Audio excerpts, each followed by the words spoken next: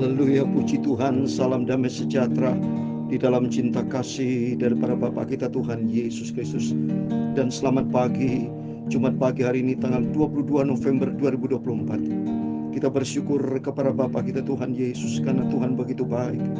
Nyata kasih Tuhan dalam kehidupan saya. Bersama Bapak, Ibu, dan keluarga kita semua diberkati Tuhan. Kita perlu dengan Yesus. Jangan jauh dari Tuhan.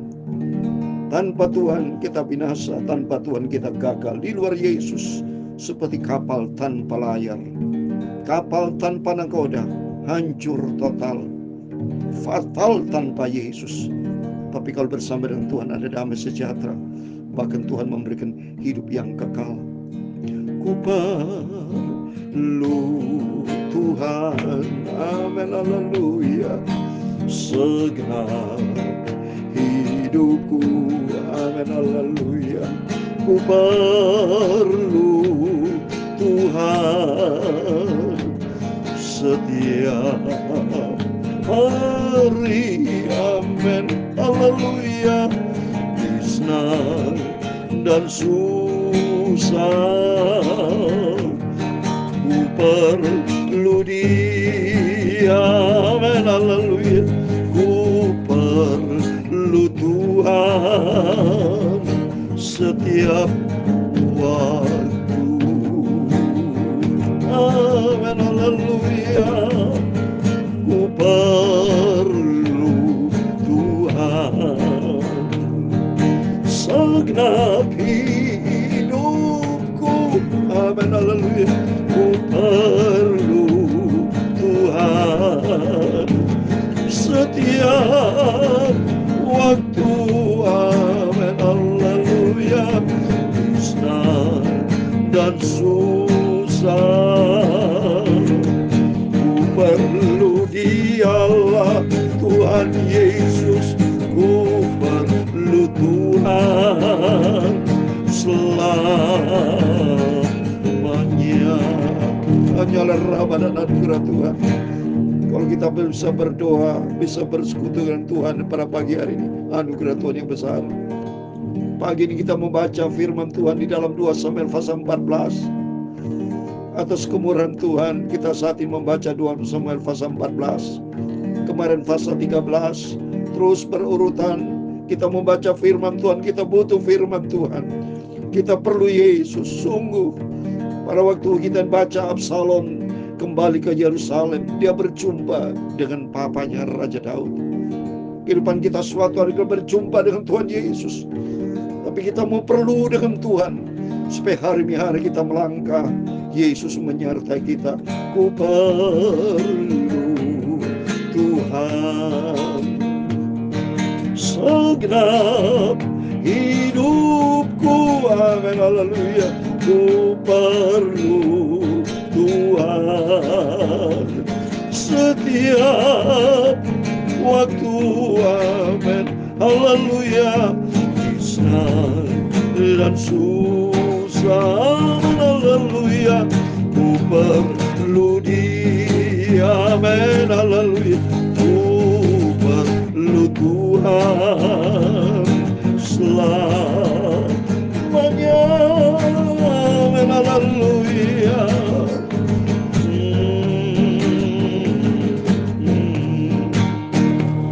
Dalam Injil Yohanes pasal 15 ayat yang kelima, demikian firman Tuhan, akulah pokok anggur yang benar, dan kamulah ranting-rantingnya.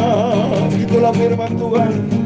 Barang siapa tinggal di dalam aku, dan aku pun di dalam dia, dia berbuah banyak.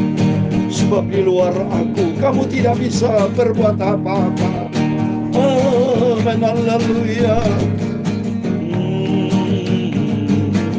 Ya Tuhan, punya mula kebesaran dan kejayaan, kehormatan, kemasyuran, dan keagungan. Ya segala kalian yang ada di langit dan di bumi, ya Tuhan, punya mula kerajaan dan Engkau yang tertinggi itu melebihi segala-galanya sebagai kepala. Sebab kekayaan dan kemuliaan berasal daripadamu, dan Engkaulah yang berkuasa atas segala-galanya.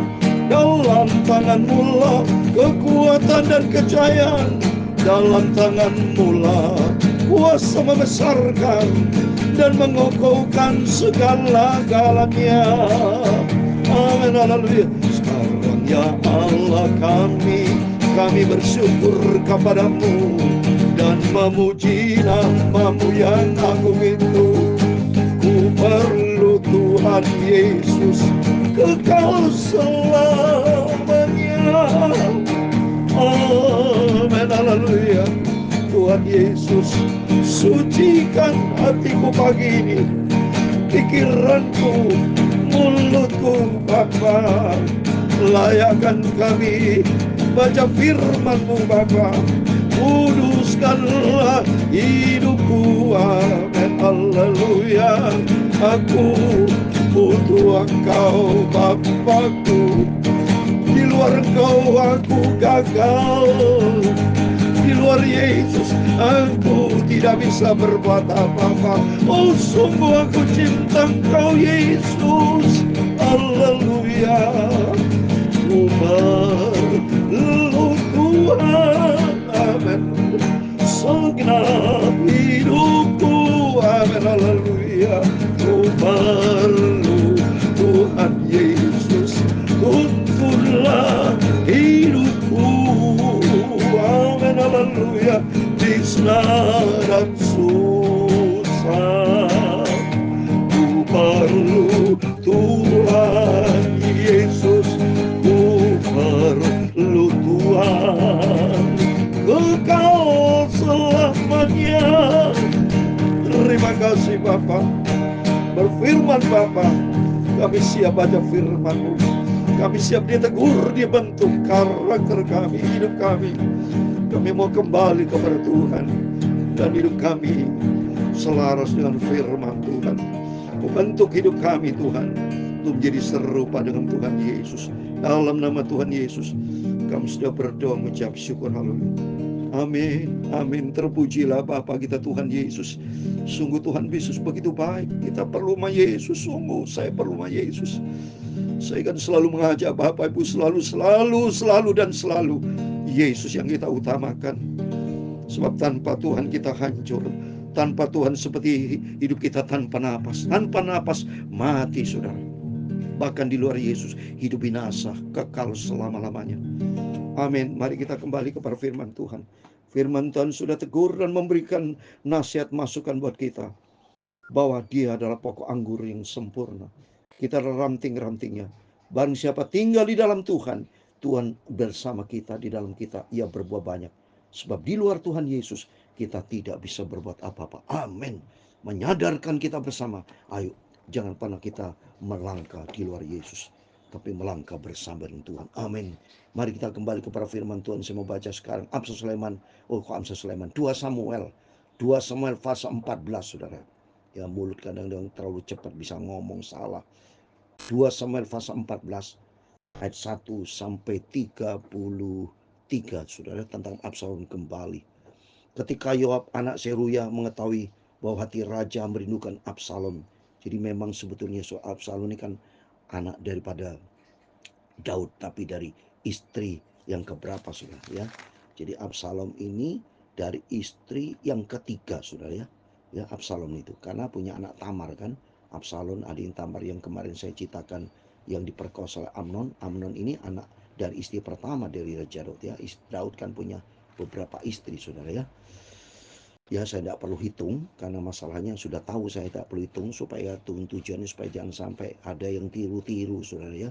Kalau sebut ada 3, 4, wah laki-laki ini kalau diturutin ikutin dosa, wah dia punya istri sekian mau ikut-ikut. Ya, jangan ikut-ikutan saudara ya, ikuti firman Tuhan, jangan ikuti manusia. Biarpun manusia di dalam Alkitab yang keliru. Di dalam Alkitab ada macam-macam manusia yang keliru. Contoh yang keliru siapa? Yudas Iskariot, itu sejarah. Ya, jadi kalau kita lihat keliru jangan ditiru. tapi ikuti nama anak Tuhan yang di dalam Alkitab. Di dalam Alkitab ini ada anak Tuhan yang keliru, ada anak Tuhan yang benar, ya. Makanya Yesus turun, ya, supaya supaya manusia-manusia yang nggak benar bertobat, termasuk kita yang nggak benar ini, supaya jalan yang benar, ya. Jadi kita mau bacaan kedua, maka ia menyuruh orang ke Tekoa menjemput dari sana seorang perempuan yang bijaksana. Lalu ia berkata kepada perempuan itu, berlakulah pura-pura berkabung dan pakailah pakaian berkabung, jangan berurap dengan minyak, dan berlaku seperti seorang perempuan yang telah lama berkabung karena seorang mati.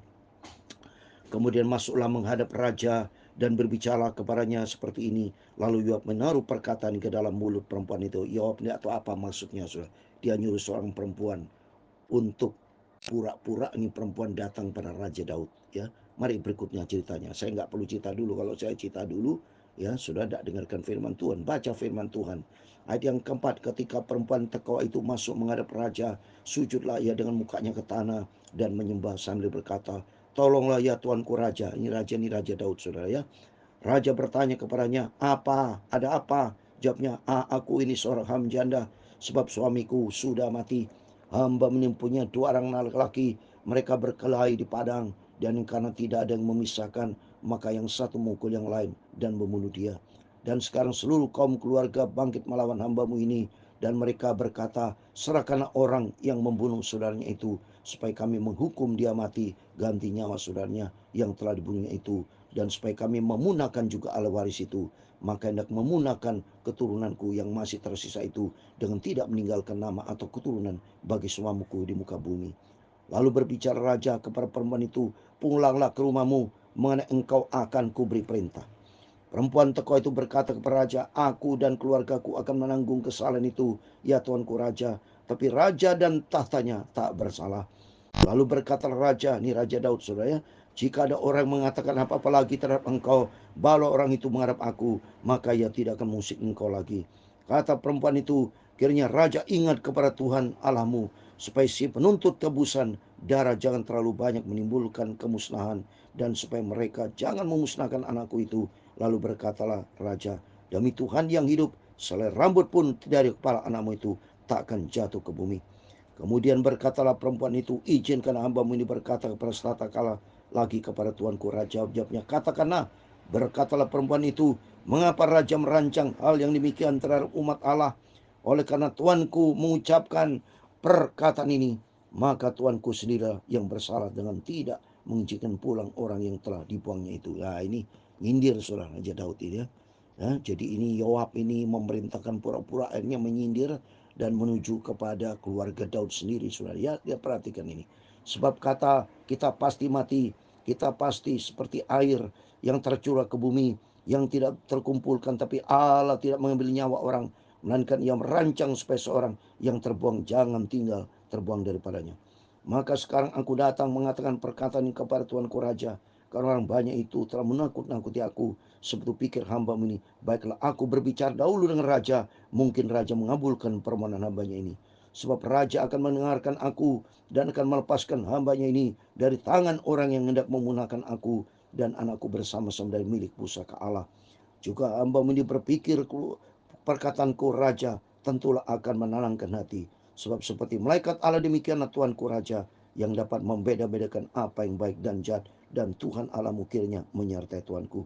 Lalu raja menjawab katanya kepada perempuan itu, baiklah jangan sembunyikan kepadaku apa yang hendak kutanyakan kepadamu. Kata perempuan itu, berkata kiranya tuanku raja.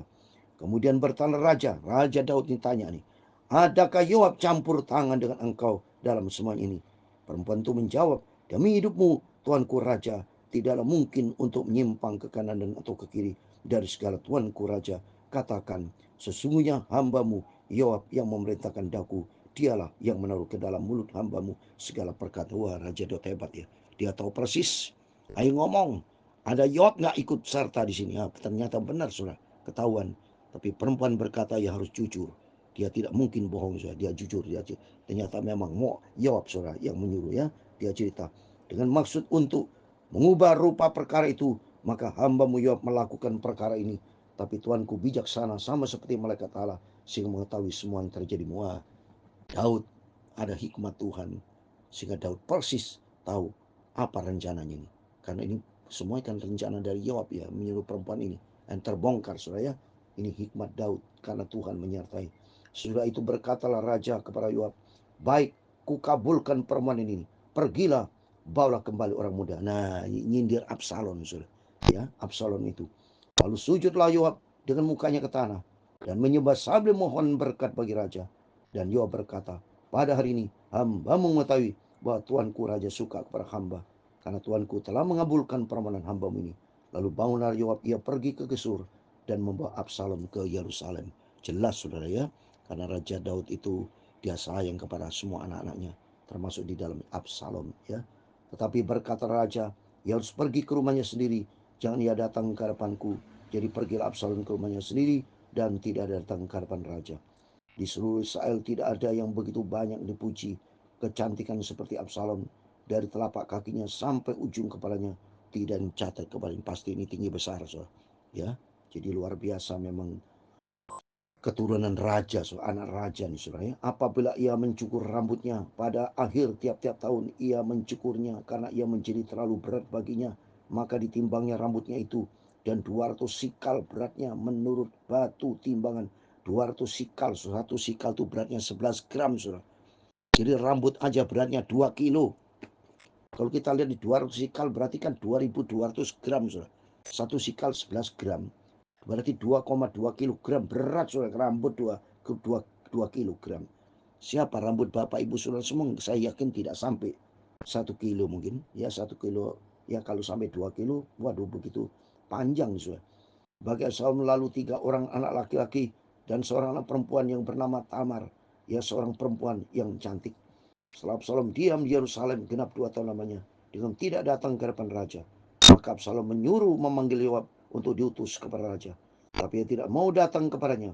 Kemudian disuruhnya memanggil dia lagi untuk kedua kalinya. Tetapi ia tidak mau datang.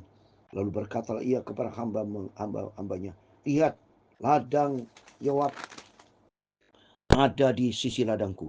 Dan di sana dijelainya, pergilah bakarlah itu. Maka hambamu Absalom membakar ladang. Wah, dia marah pada Yoab. Karena Yoab itu yang minta kepada Daud ya supaya Absalom kembali saudara ya. Tapi Absalom marah karena Yoab dipanggil 2 kali nggak mau datang. Dibakar saudara itu ladang jelai gandumnya milik dari Yoab saudara ya. Lalu ia pergi mendapatkan Absalom ke rumahnya dan bertanya kepadanya, mengapa hamba-hambamu membakar ladang kepunyaanku itu? Wah, saudara coba ini. Mengapa dibakar? Jawab Absalom kepada Yoab, ya aku telah menyuruh orang kepadamu mengatakan, datanglah kemari supaya aku mengutus engkau kepada raja untuk mengatakan apa gunanya aku datang dari Gesur. Lebih baik aku masih tinggal di sana. Maka sekarang aku mau datang ke hadapan raja. Jika aku bersalah, biarlah ia menghukum aku mati. Ayat 33 yang terakhir.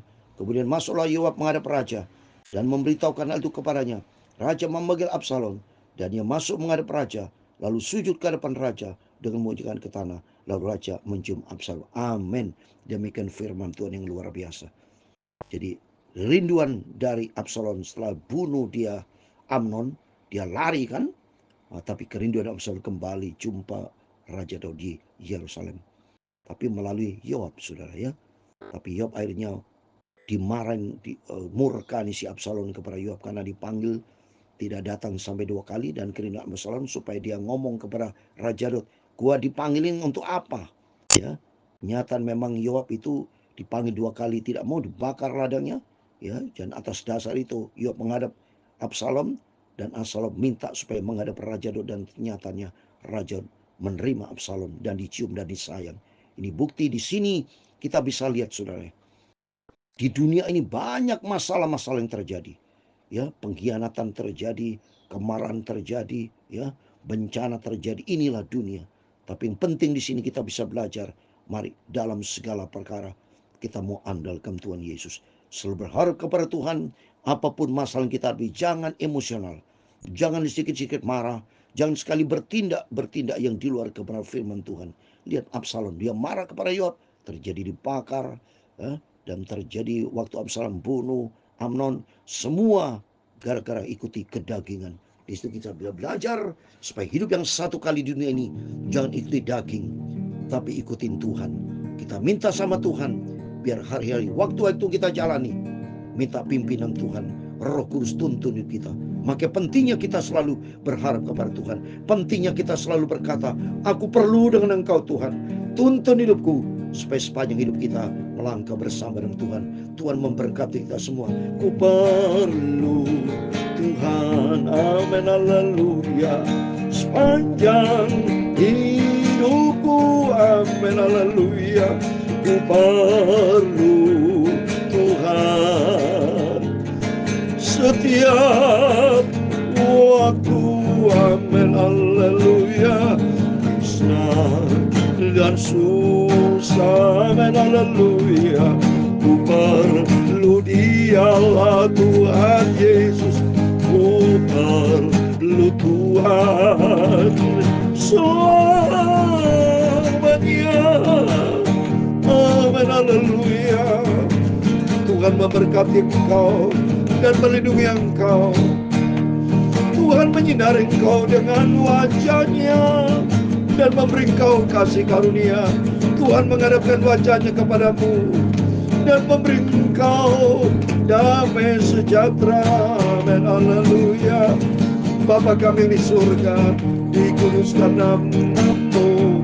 Datanglah kerajaan-Mu, jadilah kehendak-Mu di bumi seperti di surga.